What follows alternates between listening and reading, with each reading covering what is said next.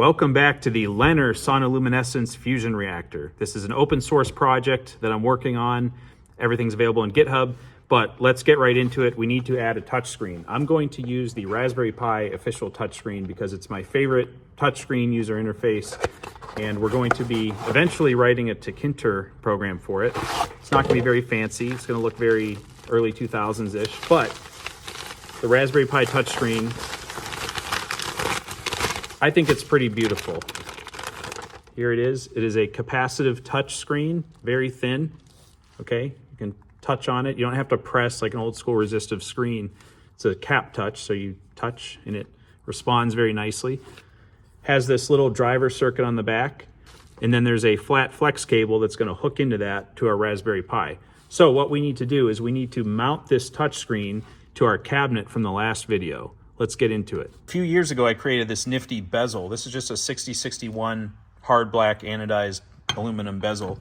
And the idea is that you can mount the touchscreen into the bezel, and then you can screw into this bezel from the back. So from inside this door, we can screw into it.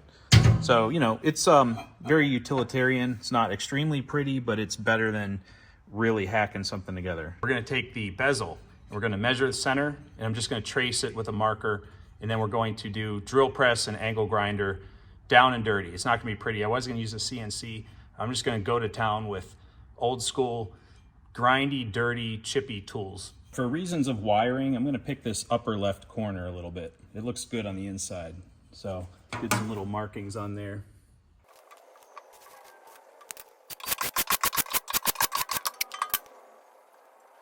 I forgot I have this little Harbor Freight plasma cutter here. Let's try it out.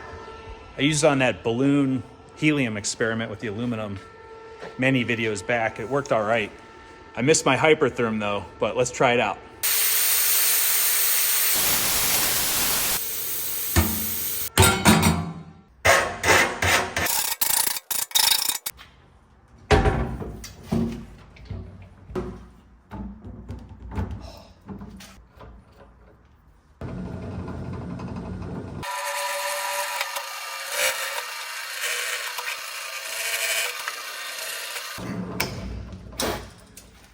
The trick to doing that is I have a carbide drill bit. It's split point carbide. Yep. Okay, a little bit of a disaster in the box, but I'll clean it up, all right? This thing's pretty handy, by the way. All right, we got to deburr these gross holes really quickly. We don't need all these holes, by the way, so don't worry about that guy. Welcome to the bowels of my factory. We got to go over here to this screw wall and find, I think it's like an M3 by 5 for these little holes in the bezel. Those guys. After a few more plasma cuts and drilling, we can finally mount our touchscreen to the door. Let's do it. We still have some wacky holes. That's interesting. Hey man, all we need is 2, right? Let's go. Beautiful. Look at that. I've got this DIN rail expansion plate for the Raspberry Pi and a little section of DIN rail we're going to put right there. So the idea here is that the flat flex connector can go into the Raspberry Pi, so close proximity, and then also the USB ports on the side are easily accessible when I open up the door, right there.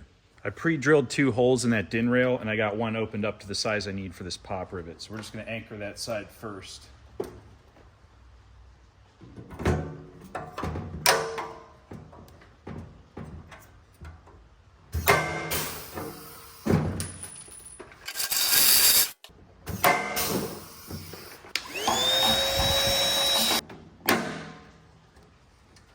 Let's see, it's probably a good idea to put an E-stop on a fusion reactor, huh? We'll put it right there. Where are my E-stop gatekeepers at? You want to tell me how to use this thing? What I'm thinking right now is because it's sonoluminescence, we'll just cut those stepper drivers, square waves will stop, sonoluminescence will stop because there's no more acoustic energy going in, and everything will be inherently safe. There's other stuff we can do in software to shut down other systems, but I'm only worried about that critical one, which is the acoustic sonoluminescence. E-stop will shut that off immediately.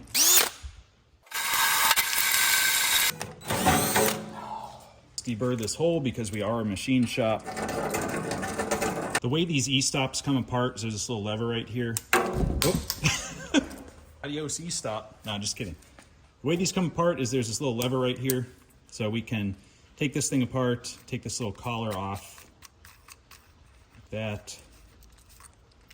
Take this metal part off, put the switch through the front.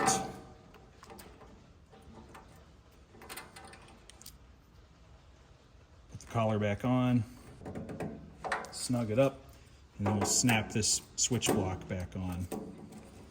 Like that, flip the lever, and now it's on there. Now that the dirty work's done, let's mount our goodies back to the front door of the cabinet. Touch screen, Raspberry Pi.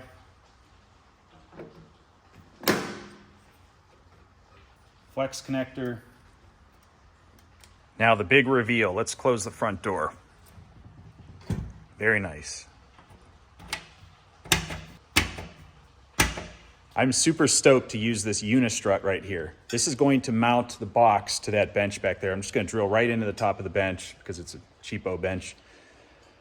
What's so cool about this is it's like an erector set for nerdy engineers. Watch how easy this hardware is. We just have 3/8/16 bolts right here, and this square drops right down in. 4 of those, and we mount the control box. That's it. Super easy.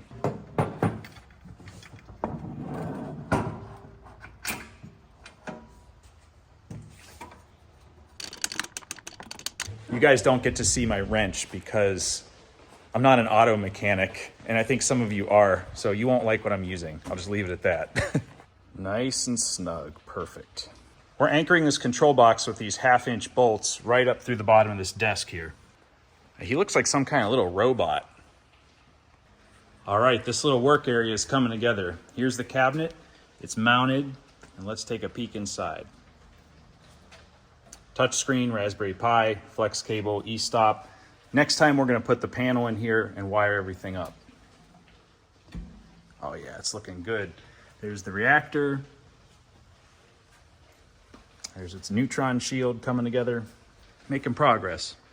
Let me know what you think about this project in the comments. Don't forget to like, share, subscribe, all the things. I'll be super grateful. Check out the GitHub because it is open source. And yeah, enjoy the content. Many more videos to come as we try to get fusion in this sonoluminescent LENR reactor. Adios.